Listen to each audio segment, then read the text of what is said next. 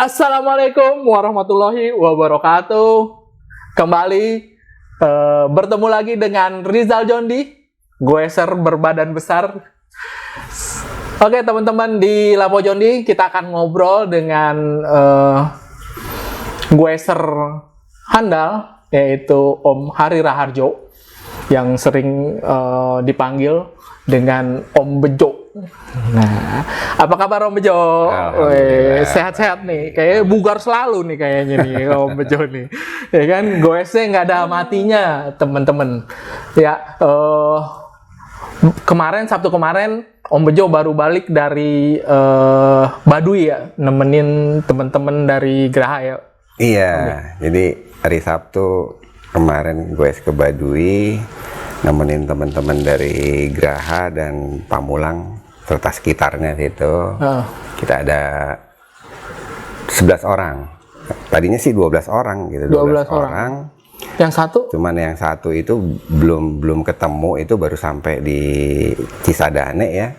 Anting RD-nya patah, akhirnya balik pulang kan. Oh, belum ngegrup dengan yang 12 itu? Belum, akhirnya. Jadi belum ketemu juga? Sebagian sudah ketemu. Sebagian udah ketemu. Akhirnya ya, cuman yang satu orang itu doang. Tinggal satu kembali, tinggal 11 orang yang berangkat bareng sampai ke Ciboleger Baduy ya. Ya. Terus dengar-dengar kemarin habis dari Baduy lanjut lagi ke Sentul ya, kayaknya nggak ada capeknya nih kayaknya.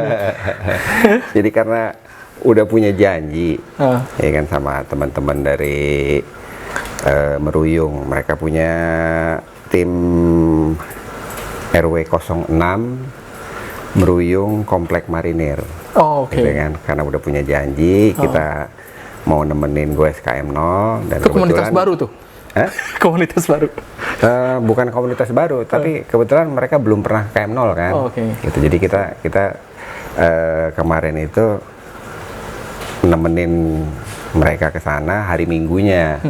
Jadi hari Sabtunya ke Baduy, pulangnya si loading ya, sampai rumah malam, pagi-pagi ya udah berangkat lagi ke KM0. Ketemu mereka di jalan. Karena udah janji. Janji harus ditepati. Iya.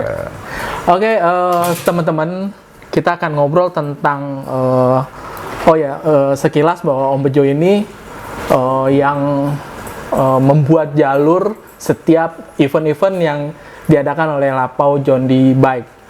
Beberapa event sebelumnya, contohnya kayak dari mulai Gepang Loop, Salak Loop juga, terus sama Independent Ride, gue ke Baduy, sampai yang terakhir yang akan kita jalankan di akhir tahun ini, yaitu Jelajah Ujung Kulon. Nah, Om Bejo ini yang setting jalur. Kita akan ngobrol tentang jalur yang akan kita lewati pada saat Jelajah Ujung Kulon, teman-teman. Ya, jalurnya seperti apa nih Om Bejo? Dari hari pertama, hari kedua, terus rutenya seperti apa aja yang akan kita lewati. Seperti Om, silakan. Nah, kalau Ujung Kulon ini total kan kita start dari Jakarta, tepatnya dari kampus UPN ya, kita start sampai ke Legon Pakis. Di Ujung Kulon itu, Legon Pakis itu adalah bumi perkemahan ya, 215 km ya, kurang lebih 215 km.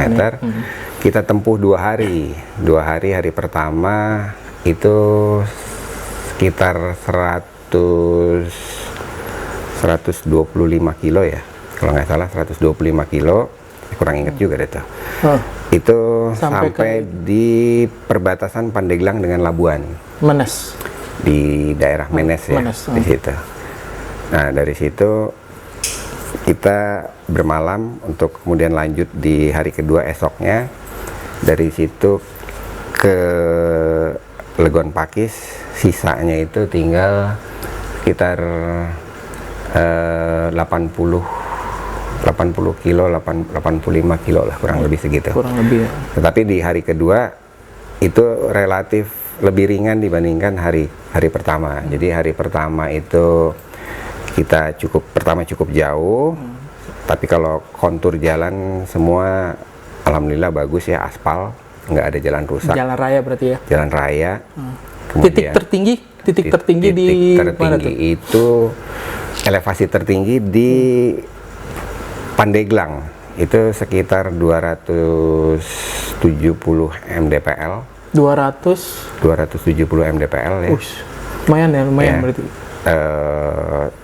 Kemudian total EG-nya kalau sampai di hari pertama itu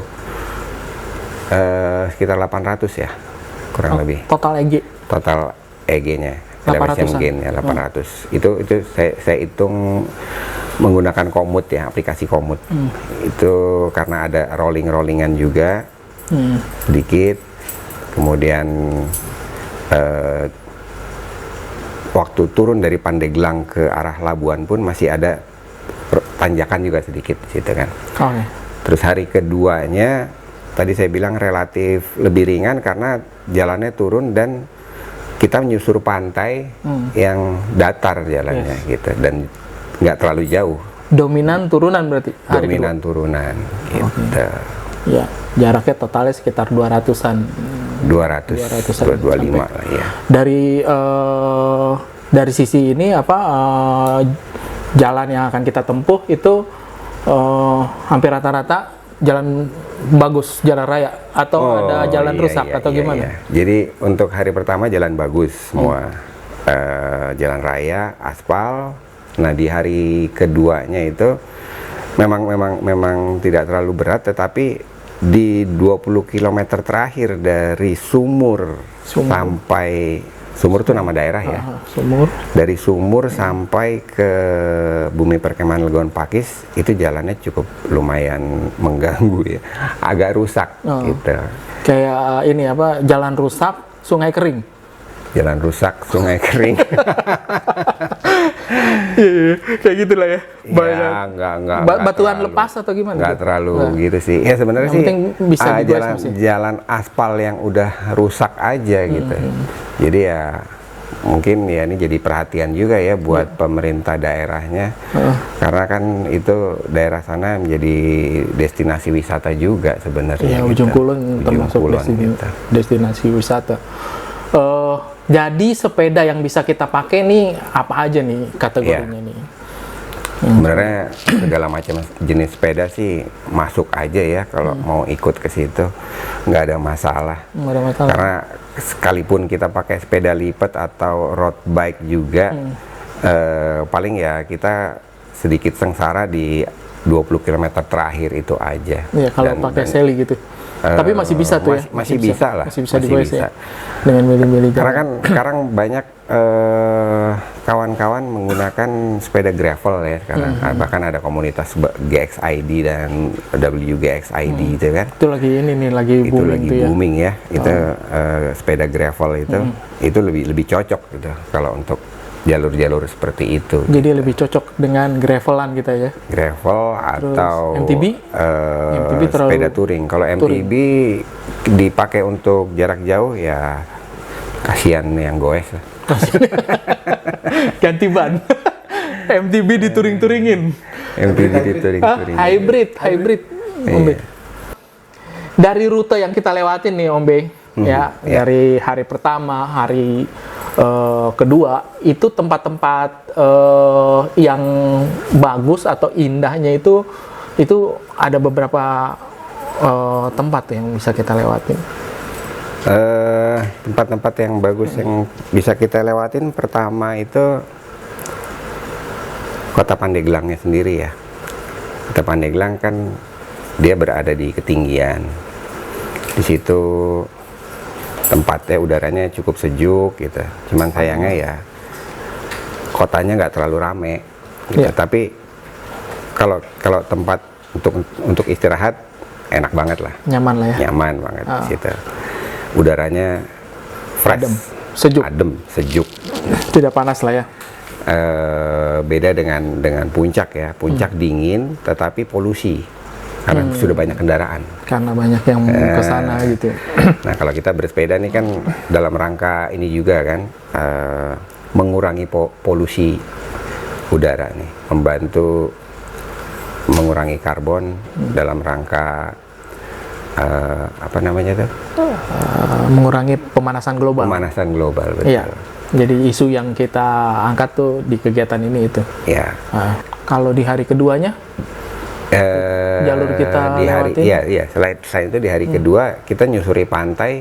Di sana kita lewatin satu daerah yang namanya Tanjung Lesung. Tanjung Lesung. Itu adalah daerah destinasi wisata yang baru, ya bisa dibilang baru, dan belum banyak pengunjung ke sana. Tapi pantainya cakep banget itu. Yes. Cakepnya bagus, pantainya bagus. Kemudian tempat-tempat hotel, kemudian resort sana sudah cukup banyak gitu ya. Yeah. Nah itu kemudian ya terakhir di ujung kulonnya sendiri, itu kalau kita mau eksplor daerah ujung kulon, di sana ada pulau Panaitan, ada pulau Pecang, ya kan. Bahkan sebelumnya itu di daerah Sumur itu kemarin saya lihat, saya lupa namanya, ada satu pulau kayak macam Pulau Seribu gitu, jadi pulau tempat resort gitu ya. Itu nggak jauh dari pantai, itu juga bagus gitu. Jadi gitu. Banyaklah destinasi wisata yang kita lewatin ya. Banyak sekali, betul ya. Oke.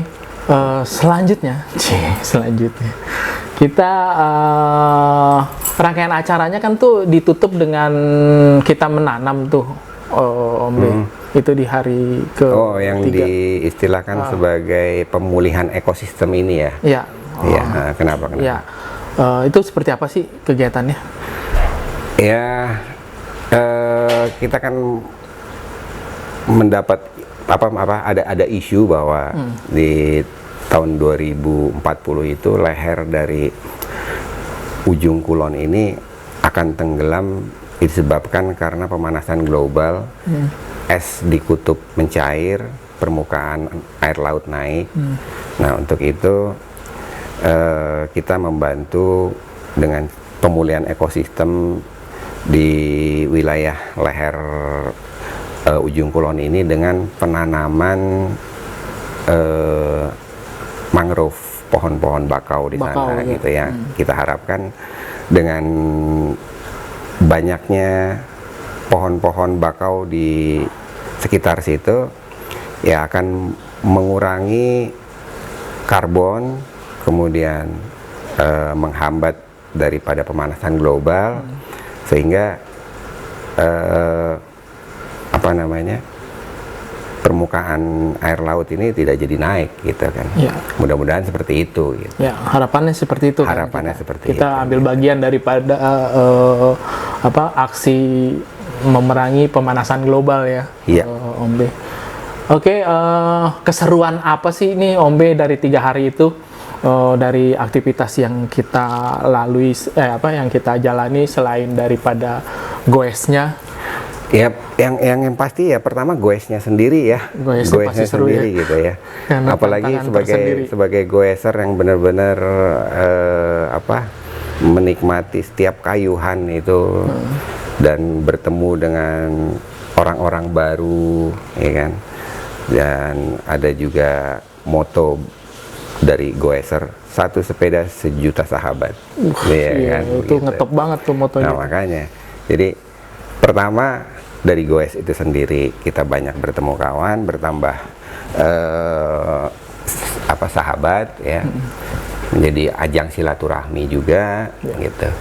Kemudian kita bisa mendapat pengetahuan di selama perjalanan, tempat-tempat baru yang kita datangi yang belum pernah, itu ya jadi pengalaman baru ya. Pengalaman baru. Gitu. Pengalaman baru. Kalau dari sisi hiburan ada nggak sih? Nah, untuk hiburan kan katanya sih panitia sudah menyiapkan di malam terakhir itu kita mau adakan akustik musik, api unggun, barbecue gitu kan. Sambil kita camping gitu kan, seru banget kan gitu tuh.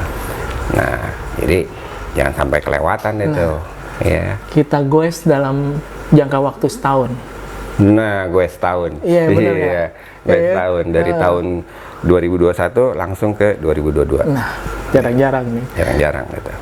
Jadi gitu cerita kita dengan goeser handal Om Bejo tentang Ujung Kulon. Jadi untuk kegiatan di Ujung Kulon itu yang buat rute Om Bejo. Jadi itu tadi obrolan singkat kita dengan Om Bejo.